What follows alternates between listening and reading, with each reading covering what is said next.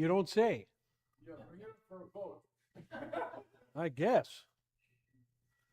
I guess.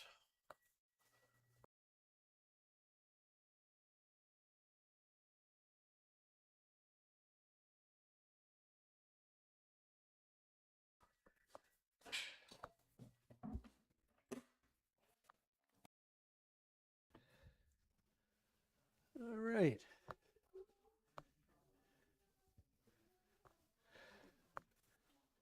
Are we up and running, Jesse? All right. Let us begin then. Questions, comments? Woo. From anyone here? Questions, ideas? Anything got anybody? Anything you want to yak about? No? Okay, got a question not too long ago, actually not this last week, a while back, about saints.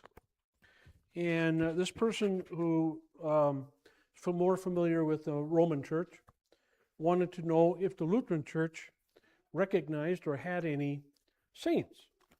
And the fact of the matter is that is true. And so I thought I would make a list for you so you would know. Actually, it's quite a few. Now, these are not just saints, but these are saint days, festival days, feast days, however you want to say it. I put them all in here. This comes right out of our hymnals, kind of a combination. Some of them are in one hymnal, some are in another hymnal.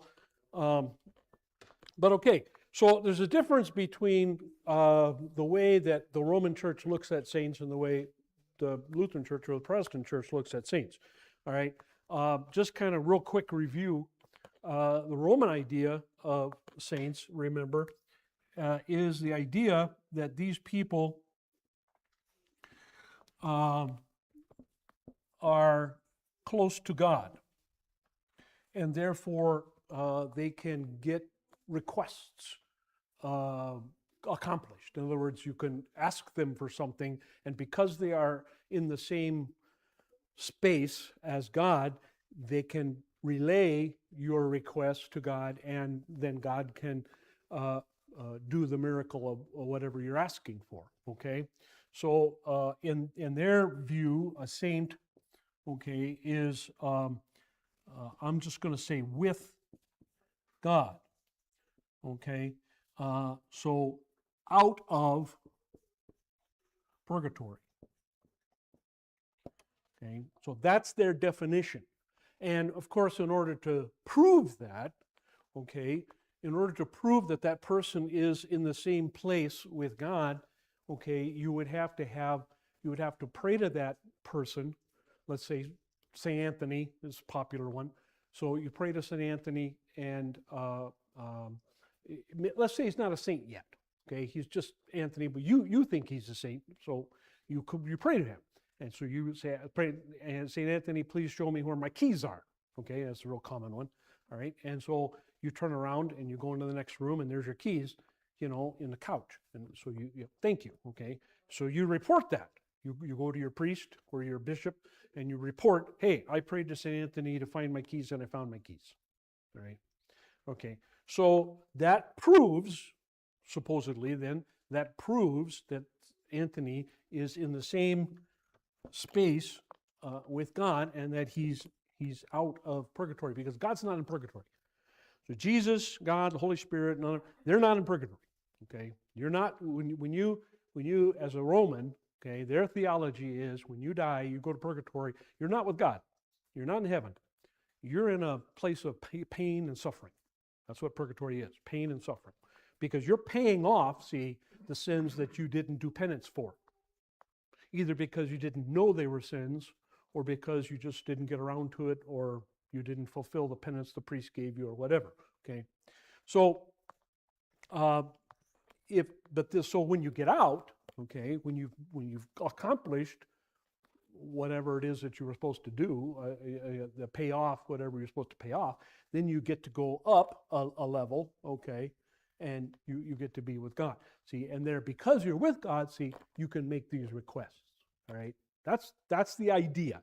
Okay, that's what a saint is. Somebody who is in the same locality with God and can speak back and forth and pass on your requests. All right. And they still believe that today? Oh yeah. Oh yeah. Oh yeah. And you need three miracles in order to prove that. Right? And it can't be finding car keys.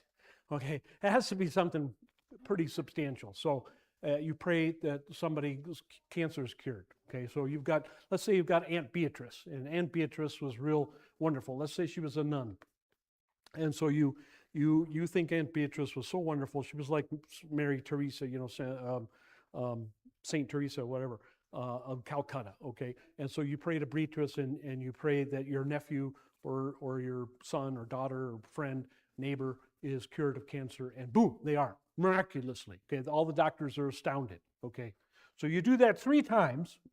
Okay, and then and it's investigated. People from Rome will come and they will question people, and they will question the doctors, and they will question the family, and they'll question everybody. Okay, and if they're satisfied that this was a miracle, and you prayed to Beatrice of Carolina, okay, and these things happened, then she will be beatified by the Pope, and then after a little bit longer time, usually another couple years, then eventually they'll have a special ceremony, and they'll raise her up, and they'll say that she is a verified, bona fide saint. Okay, so that's what a saint is. Saint is somebody who is in the same locality with God and can get things done. Okay, for you, for us, whatever. Right? In the Lutheran Church, saint is real simple. Any dead believer. Or, in a broader sense, any live believer either, for that matter. Okay? So it can be any believer, dead or alive. That's a saint. So you and I are saints. Okay? Because we have been declared righteous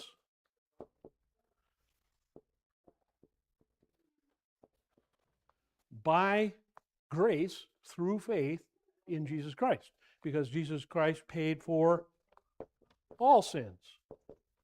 There's none that we need to pay for. There's none that we need to do penance for. Okay? There's none that we need to pay off. None. Zero. Nada.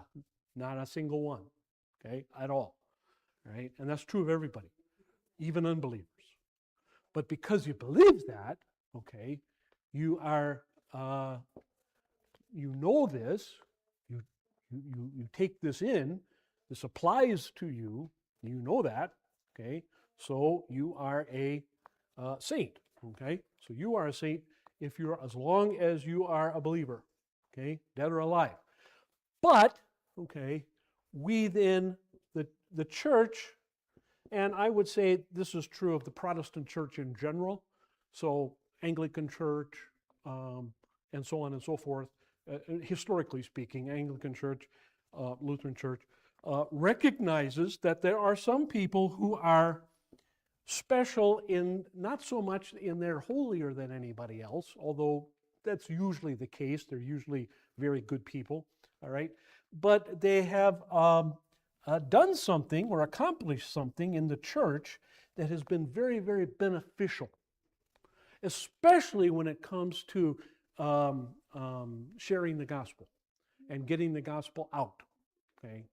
And so if a person has lived really, everybody recognizes this is a really good person, lived a good life, okay, but really did something really important, okay, to help share the gospel of Christ with the world, all right, then the church designates those people a saint and gives them a feast or festival in the church. Festival or feast or festival day. And I'll explain later on, perhaps if we have time, what the difference between those two is. All right? So that's what a saint is in our church. That's what a saint is in the Protestant church in general.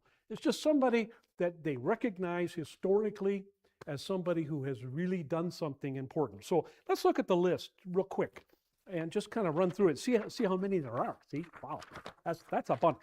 I mean, that's not as many as Roman. Okay, in the Roman calendar, there's a saint probably for every day. All right, and it used to be more than one. It used to be literally 1,000, close to 1,000 saints. Okay, in the Roman Church. I don't know how many there are anymore. I think there are about 600 now. I think it's down to about 600. I think they eliminated, after Vatican II, they eliminated about 400. You might remember, if you had Catholic friends, who, St. Christopher was tossed off the list. So there's no St. Christopher Day anymore in the Roman calendar.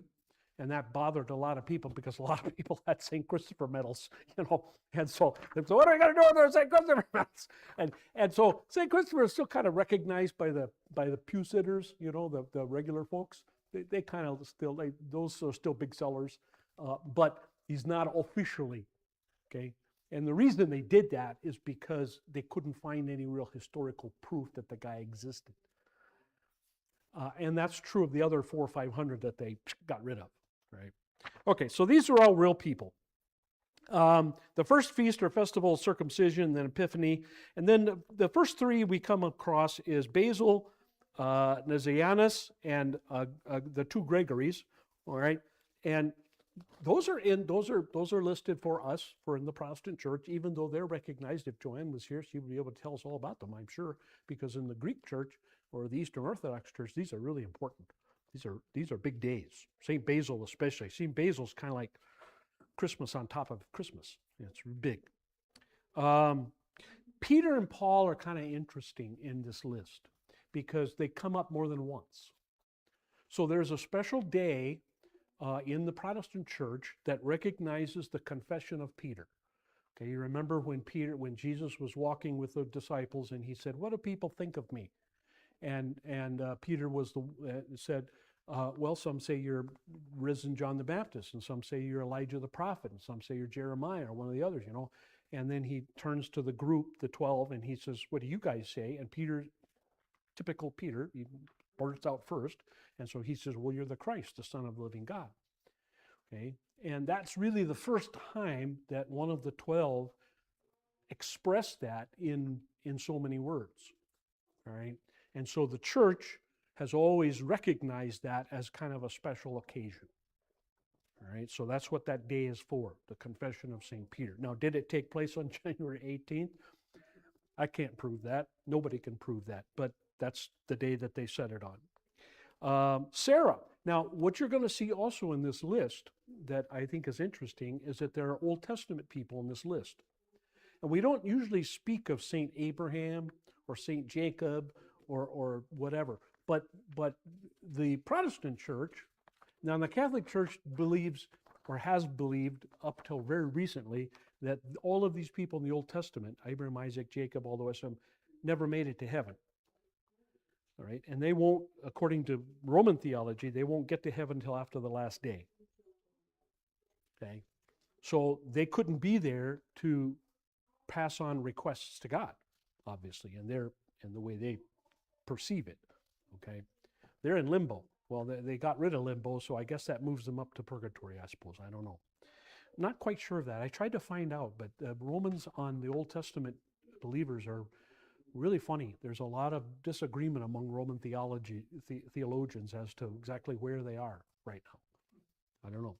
But anyway, you'll see Sarah, you'll see Abraham later on, and so on and so forth. Notice again, okay, then Timothy, that's Paul's friend, Timothy, the co-worker. Conversion of St. Paul. So again, like Peter, Paul's going to be in this list more than once. So the church recognizes the conversion of Paul when he was going to Damascus to persecute the church, and Jesus met him and threw him off his donkey and, converted him. Okay, that the church recognizes that as, that's a big thing, because Paul then became the biggest missionary in the early church. So they recognize that. Titus, again, like Timothy, a worker of Paul. John Chrysostom. Now, here's a guy living in the New Testament time, and this is right after the apostles are gone. All right, so in the first couple centuries. And he was known as a really good preacher. And he was known as a good evangelist. That is, that he went and he was able to teach the gospel to a lot of people. And so that's why he is on this list.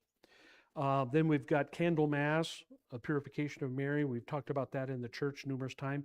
Here you got another Old Testament guy, Jacob. Silas, again, a worker of Paul's. Apollos, another co-worker of Paul's. Valentine. Now, it's interesting, the Roman church kind of got rid of Valentine because, again, they couldn't prove that he did some of the things that the church says he did. But the Protestant church kept him. And I think the Protestant church kept him because there's enough evidence that he actually existed, and he did die as a martyr. That much we know. And so that kind of idea is enough, I think, for the Protestant church to hang on to him. Martin Luther, yeah. The Lutheran Church considers Martin Luther a saint because, of course, starting the Reformation, that was pretty big in spreading the gospel. Polycarp was an early Christian in the first few centuries too, like John Chrysostom. Matthias, remember, he was the guy who took the place of Judas, and so he gets a day. Perpetua and Felicitas, a couple of women in northern Africa who gave a confession to the public right before they were executed. The 40 martyrs of Sebaste. These were Roman legionnaires who were converted to Christianity. They were a whole company of guys in the Roman legion. Legion's about 1,000 guys, so this was 40 out of the 1,000, but this was a company in the legion. And they all became Christians. And this is around 300, in the 300s. Their commander was still pagan. And he said, you have to disavow your belief in Jesus as God and Messiah. You have to make sacrifices to the emperor as God. And they refused. And interesting story, actually, their commander then made them strip off all of their clothes, all of their armor, all of their clothes, down to their birthday suits. And they were camped near a lake. Okay, I believe the lake was in northern Italy, or maybe what is today's, it wasn't Switzerland then, but it became Switzerland. So it was cold. It was in the mountains. And he marched them into the lake, the 40 guys. He ordered them into the lake naked. The water was probably 30 degrees or less, all right? We don't think it had ice in it, but it was pretty cold. And he marched them out there to up to their chests in ice cold water, and then he had the rest of the legion camp on the shore and build big bonfires with big cauldrons of nice warm water, bath water. Okay, and some of the guys got in there, and they had girls from the village come in, and of course the girls took off their clothes, and they were in the baths, you know. And so here's these naked girls, you know. Hey guys, come on, you know, it's nice. The water's warm, and they got food, and you know, there's wine, and you know, come on guys. And so the 40 guys stayed out there, and every single one of them, one at a time, they died because they fell beneath the water. They got hypothermia, and they fell beneath the water and drowned. They all died. Yeah, right. And so the legion then got their bodies and dried them out, I guess, and then burned them and cremated them. And whatever bones were left, they buried in a spot, just one spot next to the shore of this river. And years later, people found the bones, and now there's a big shrine there to the martyrs of Sebaste. And it's kind of a big deal in northern Italy and southern Switzerland. Oh, gee, I would have to look it up, dear. St. Patrick, of course, we know, and of course he did a lot to share the gospel. St. Joseph, now this is Mary's husband, the stepfather of Jesus, and he is always referred to as the guardian of the Lord. So this is Joseph, of course, who took Jesus to Egypt to get him away from Herod, and so on and so forth. So that's why he's called the guardian of the Lord, not the father of the Lord, because He was only the stepfather, of course. Then we got the Annunciation of Jesus. That's the announcement of Gabriel of the birth of coming birth of Jesus to Mary. So that's when Mary conceived the Lord. Why they don't call it the conception of Jesus, I don't know, but they don't. They call it the Annunciation, and not instead of the conception. I don't know why, but that's what they do. Now this is another Joseph, but this is Joseph the patriarch. So that's why he's called to differentiate him from Jesus' father or stepfather. So this is Joseph. This is the one who became prime minister in Egypt. So this was the 11th son of Jacob. Benjamin, of course, was the last son, and so this was one of the patriarchs. Lucas Cranach and Albert Dürer. Now, this is interesting. These guys were artists. I'm trying to remember now. One of them made wood cuttings, and the other was I want to say painter or statue maker. I'm not sure which. Anyway, they were artists, and they were Lutherans, and they followed after Luther, and they recorded a lot of events in the Lutheran Reformation in art. And so there's a lot of pictures that we have today of Luther, of Luther's wife Katie, of his family, of Luther preaching, for example, or some of the other guys, important guys in the Lutheran Church. And those portraits are done, or those wood cuttings are done by Cranach or Dürer, one of those guys. And so they considered, and their pictures were really important because a lot of people couldn't read.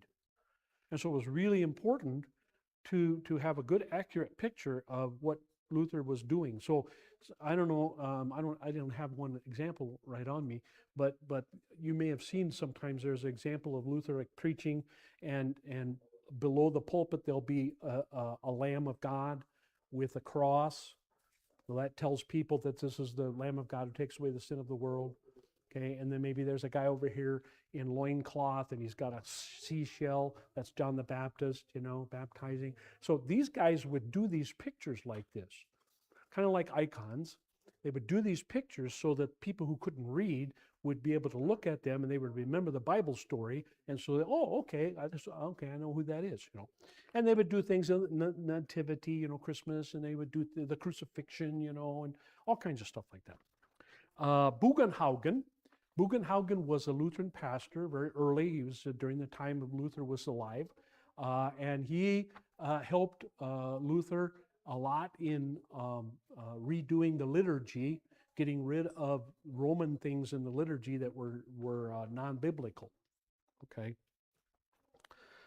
Anselm, he was an Archbishop of Canterbury in England, and he was a great missionary.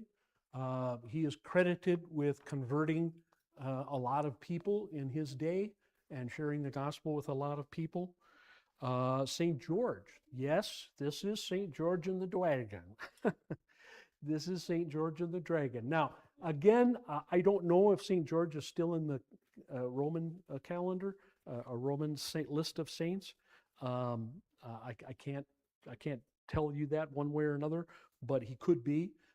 And the Protestant Church decided that he was an important guy, and so they kept him.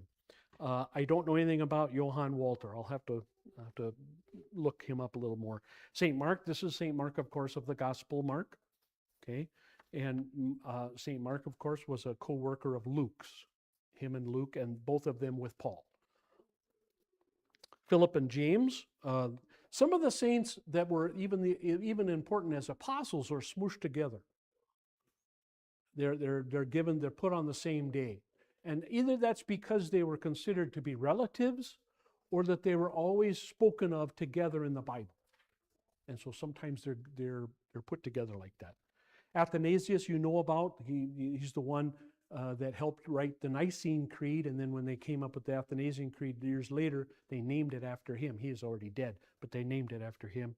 Frederick the Wise was a supporter of Luther. He was a duke, and he helped Luther, protect Luther from being arrested and executed. C.F.W. Walther was the first president of the Missouri Synod, and really the first American Lutheran theologian, and did a lot for Lutheran mission work in America. Saint Job is Job of Bible. That's Job. That's the old Job, right? Patriarch Job. Cyril and Methodius were people who helped spread the gospel in Eastern Europe. Again, Joanne would probably be able to tell us a lot about them.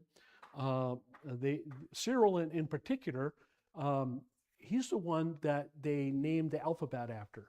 So when you see if you look at Russian or Ukrainian or Serbian, I think, a couple other languages, you see what, that looks like a backwards R. You see that kind of stuff? Okay, that's the Cyrillic alphabet named after Cyril. Cyril's the one who came up with that. Okay, Saint Sophia, I don't know too much about her. Saint Helena, this is Constantine's mother. Okay, and Constantine's mother, even before Constantine became a Christian, well, one of the reasons he became a Christian was because of her, because she was a Christian. And she was converted to Christianity up when they lived in Britain. And I forget now who it was exactly that helped convert her. But anyway, so it was because of her that Constantine became a Christian. And of course, Constantine, of course, became a Christian. Well, that made Christianity legal, and that was a big deal.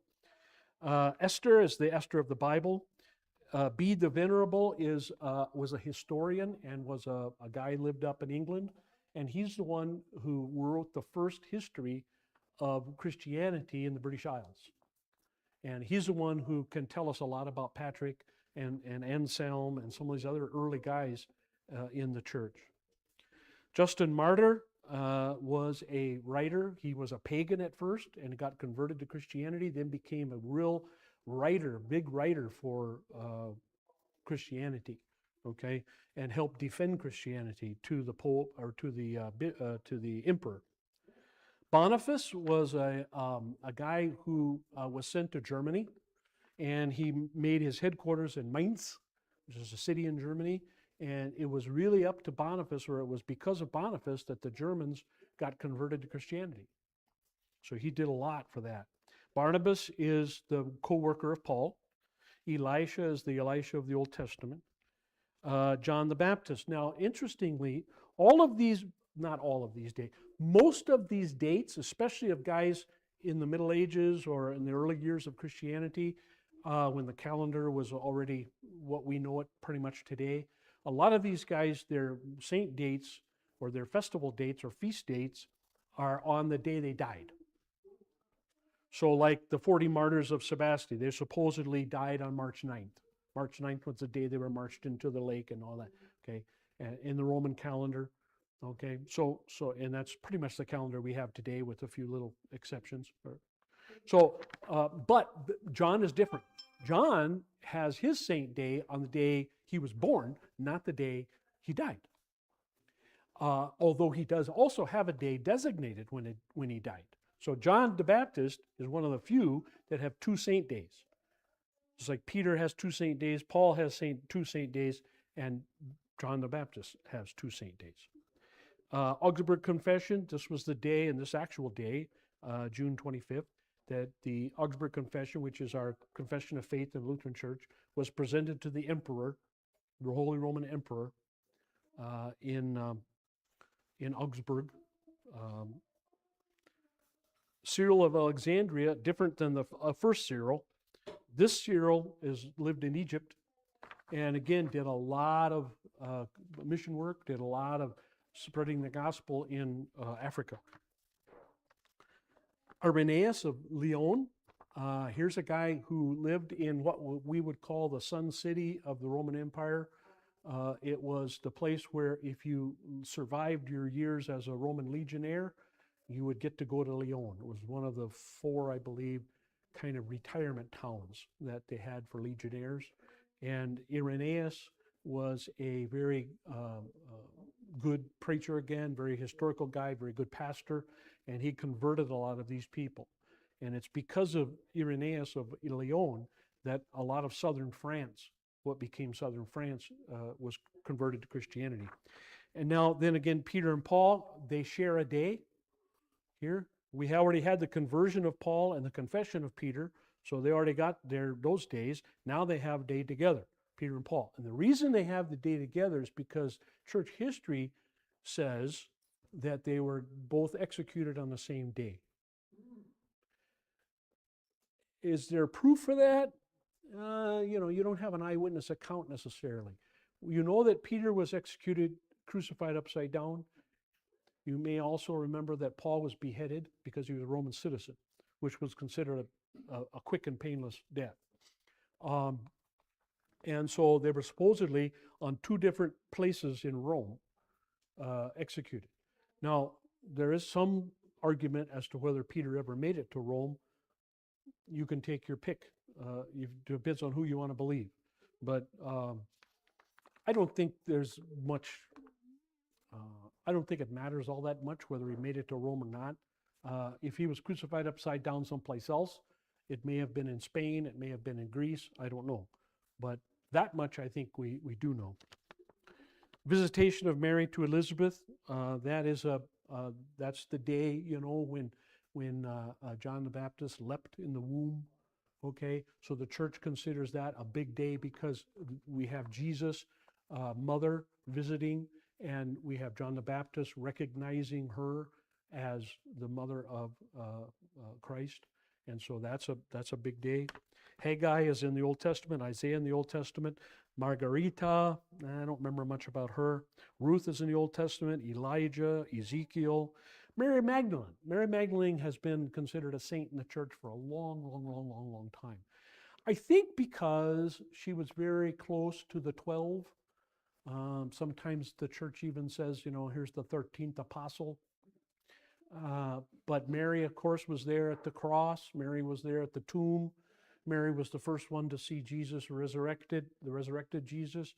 Mary was the one who was sent to the apostles to tell them that Jesus was risen, and so on and so forth. James the elder. Now, this is the brother of John the beloved. Remember the apostle that Jesus loved, that's John. This is his brother, James. This is his older brother, James. Okay, the sons of Zebedee. And James becomes a very big leader in the church and is one of the first martyrs in the church.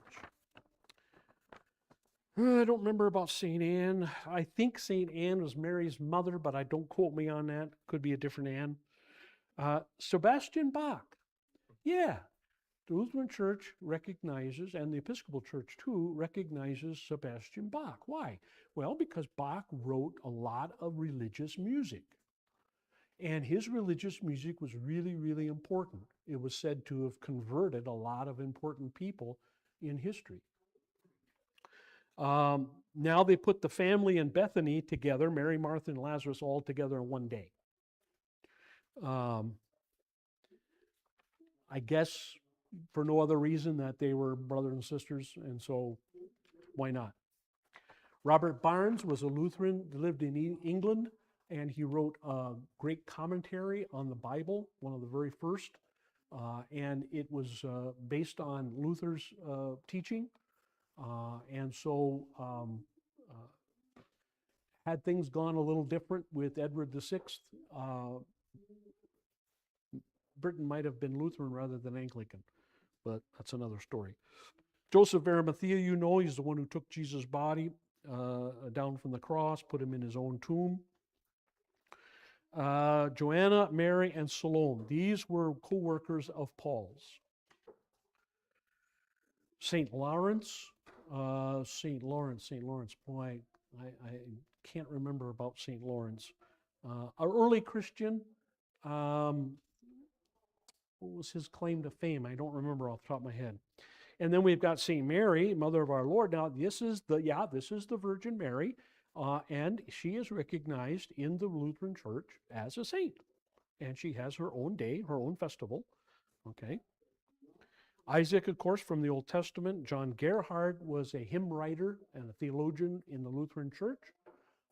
He was very important to Luther, and he was very important to the Lutheran Church because his hymns became standard works used in worship, and very important. Bernard of Clairvaux,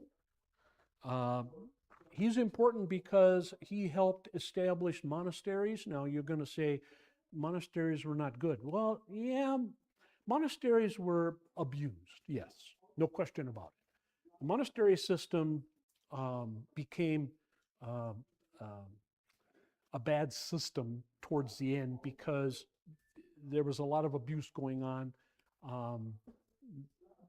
In many ways, they were nothing short of brothels.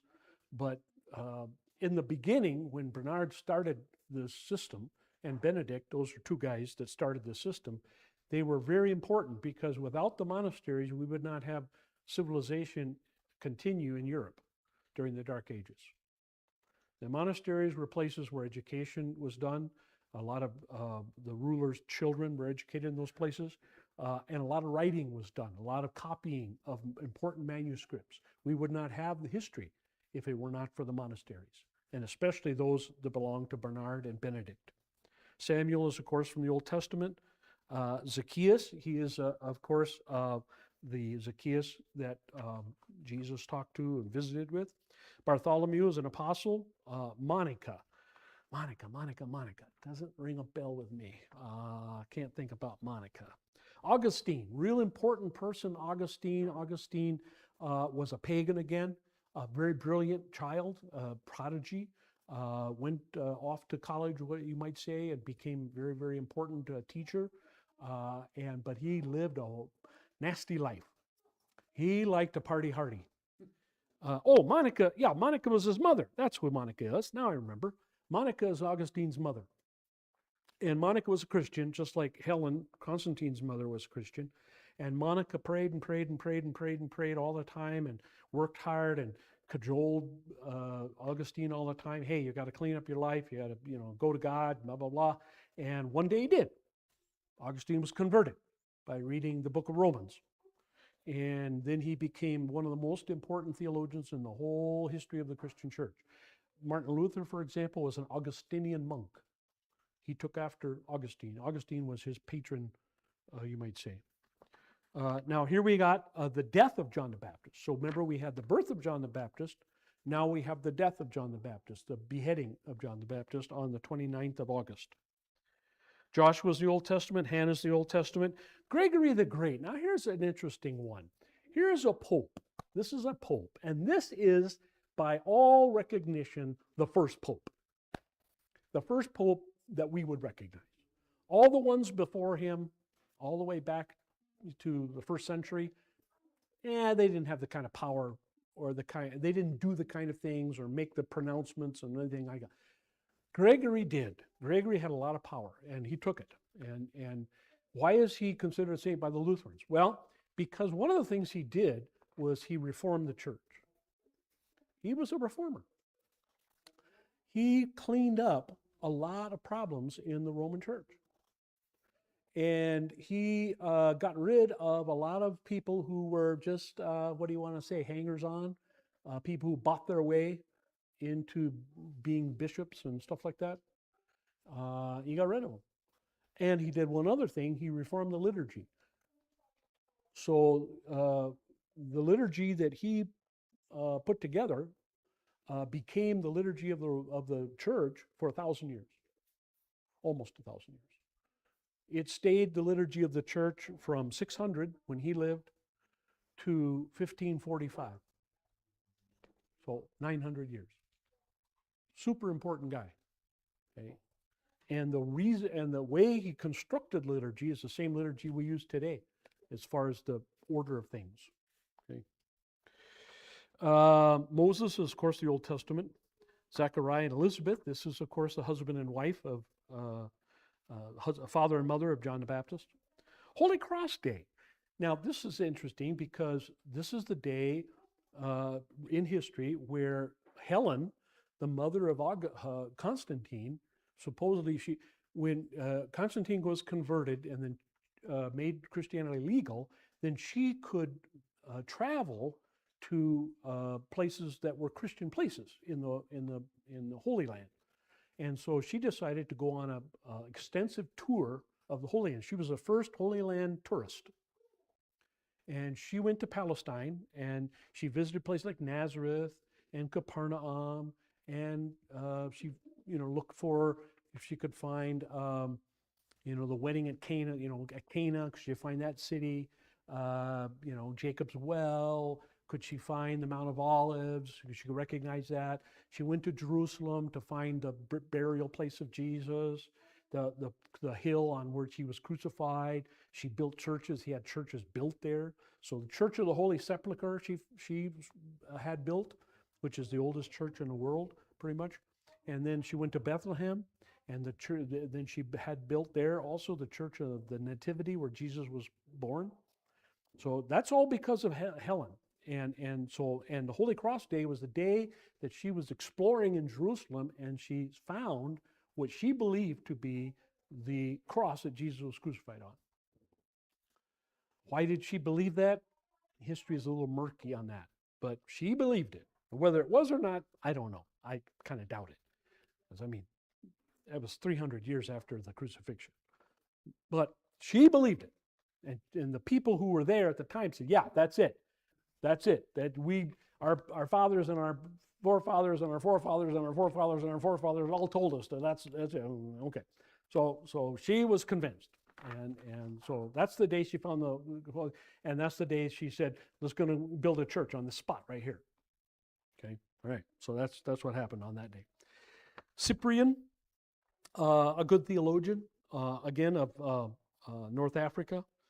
Hildegard, I don't remember anything about. Matthews, of course, the writer of Matthew. Jonah, the guy that was in the fish. Michael and all angels. Michael's always considered to be kind of the top saint. Him and Gabriel, both considered archangels. Of course, you'll hear arguments that Michael was actually the pre-incarnate Christ. I won't get into that right now. But whether he is or whether he isn't, still the church decided to set aside a day to recognize all angels. St. Jerome, he was the one who translated the Bible from Greek and Hebrew into Latin. And that was the Bible of the church for, again, 1,000 years, more than 1,000 years. Francis of Assisi was a reformer, again. Francis of Assisi was the first of what we would call your preacher. Before Francis of Assisi, preaching was not done really all that much in the church. So you would have readings in the church, by Old Testament or epistle reading, gospel reading, and that's it.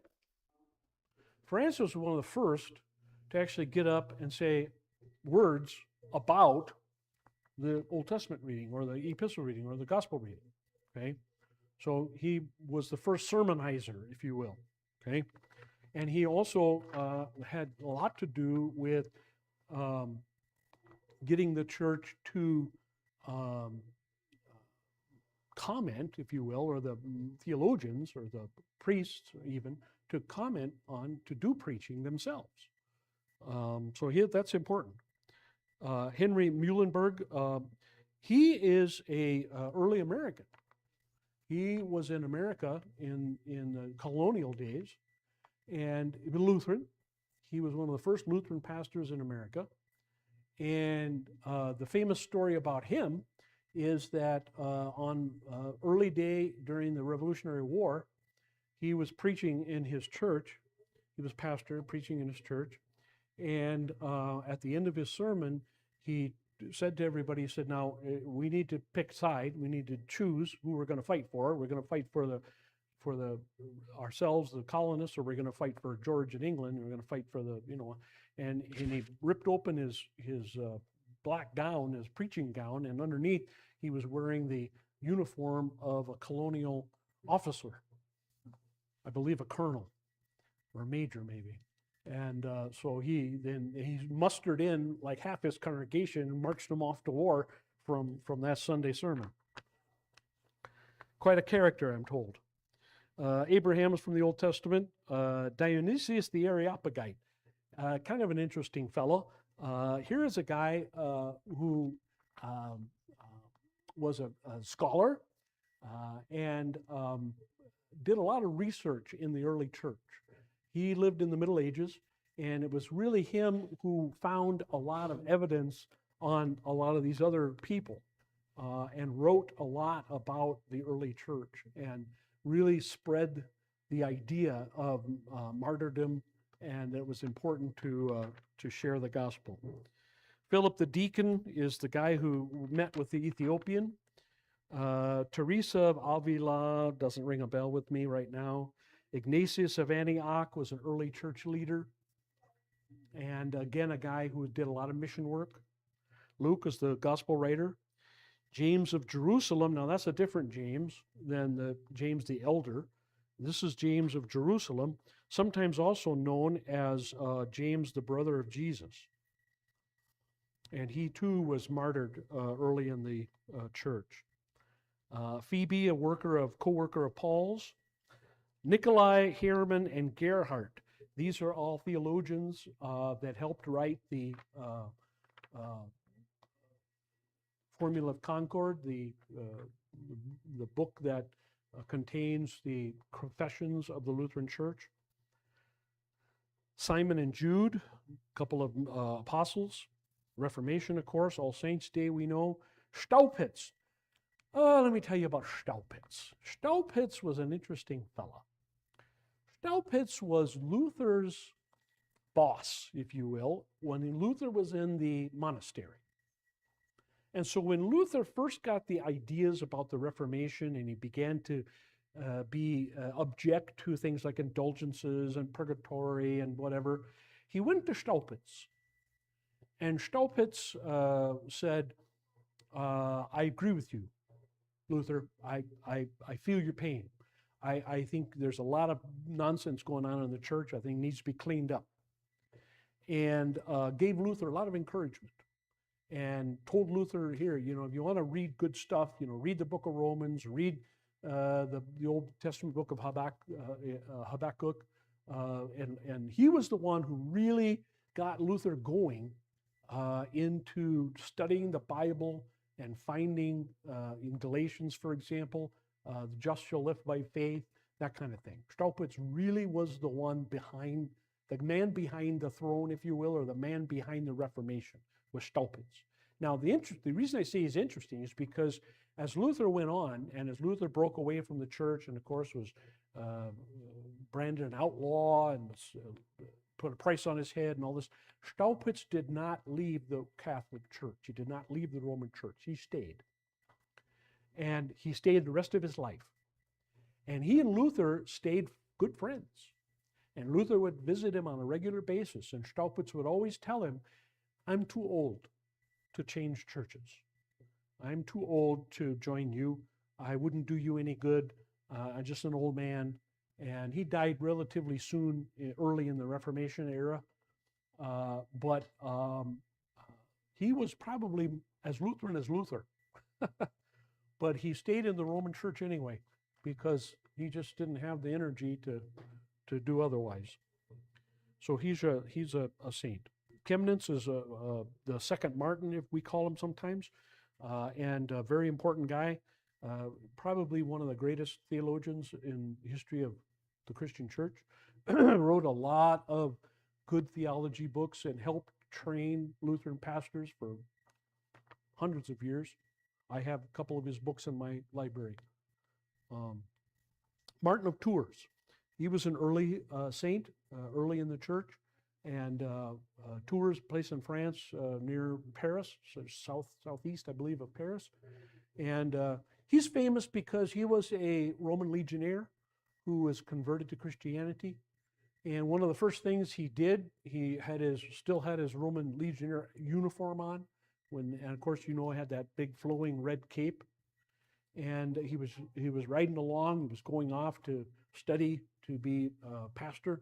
And he was riding along, and he came across a peasant who was freezing to death. And he cut his Roman cloak in half and wrapped up the guy in his Roman cloak, half of his Roman cloak, and was later martyred. And so he became very famous for his kindness to poor people. Justinian was the one in the Eastern Church who put together what we call the Law Code of Justinian, which became the law code of most of the Eastern European countries before World War II. Cecilia, I don't remember about.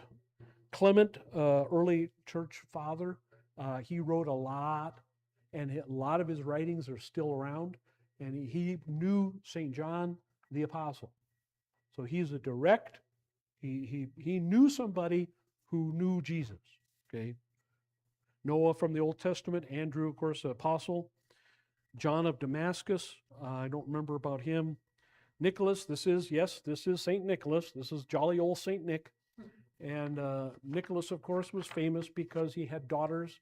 And there was a guy in town who had daughters, and the daughters didn't have any dowries. And without dowries, you couldn't get married, and you would have to become a prostitute. And so rather than see these girls become prostitutes, Nicholas dropped money down the chimney to the father of these girls so that they could have a dowry so they could marry. That's the story anyway. So he became famous for giving goodies to children. Ambrose was an early church father also, and very important in the church because he wrote a lot again and helped share the gospel. Santa Lucia, her claim to fame escapes me right this minute, but it's funny how this Italian became the patron saintress, if you will, of Scandinavia. And I know there's a story there, I just don't remember it right off the top of my head right now. Daniel and the three young men. You know who the three young men, Shadrach, Meshach, and Abednego. Okay, so that's who those are. I'm glad to see Adam and Eve got to be saints. That's kind of nice. Catherine von Bora is Luther's wife. Okay, she was a nun. And the story is that she was one of the last nuns to get married, just like Luther was one of the last Lutheran pastors to get married.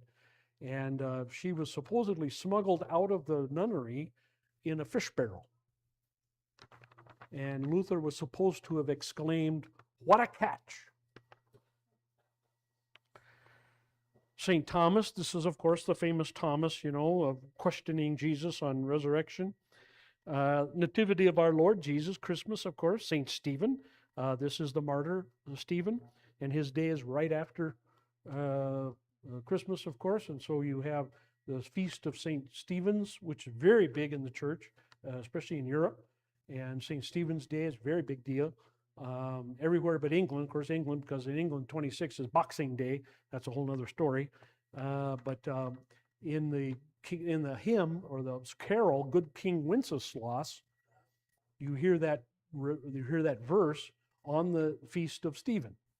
And so in King Wenceslas, the carol, that's what it's talking about. It's talking about that day. The Feast of Stephen is the 26th. St. John is, of course, St. John the Apostle. The Holy Innocents, these are, of course, the babies of Bethlehem who were slaughtered. And good old King David, he gets a saint day all of his own. Yes?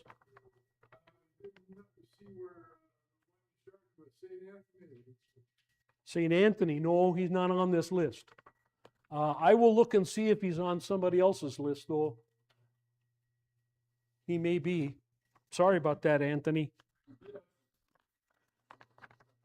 And again, Anthony is like Christopher. When the church did investigation into his history, they decided that it was somewhat sketchy. Was he a real person or not? Or did he really do the things they said he did? And so he was kind of left off the calendar. But I'll look him up and see if there might be somebody who has him on their list. Now, so this is not the list from the church in the East. That would be a completely different list. This is the list of really the Lutherans in the United States more than any place else, and Australia too, I would guess, and maybe England. Okay, there's a few more that I could probably add to this. I don't see that I put them on here. Wycliffe, for example, and probably Tyndale. I'll have to add to this, I think, a little bit. But now, the reason I think this is important is because next year, that is the next church year, Not in the first part of the year, because the first part of the year, of course, you have Advent and you have Christmas and Epiphany and you have Lent and whatever, and I didn't want to impinge upon those Sundays. But, in the summertime, you got the 18th, 19th, 18th, 15th, 62, second, Sunday after Trinity, right? So next church year, I'm going to take some of these and we're going to have Saint Days in our church. And so I think the first one we're going to start with next year is Visitation. So the Visitation of Mary to Elizabeth, that will be a saint day. We'll call, and I will put there will be an insert in the bulletin to be able to inform you. Some of these that I didn't know right now, I'll look stuff up about them, and so you'll have information on them. Tell who they are, when they lived, what they did, and then a little prayer, not to them, obviously, but thanks to God for them. And the readings and the everything will somewhat fit that particular saint that day. And then the Old Testament text, I'm going to preach on the Old Testament, as I said in the newsletter. I'm going to preach on the Old Testament. And it'll be an Old Testament reading that's kind of connected a little bit with that particular saint, and so we'll talk about that.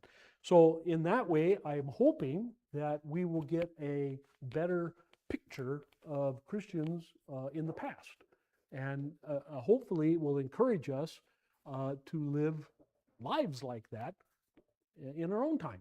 Yes, sir. Yeah.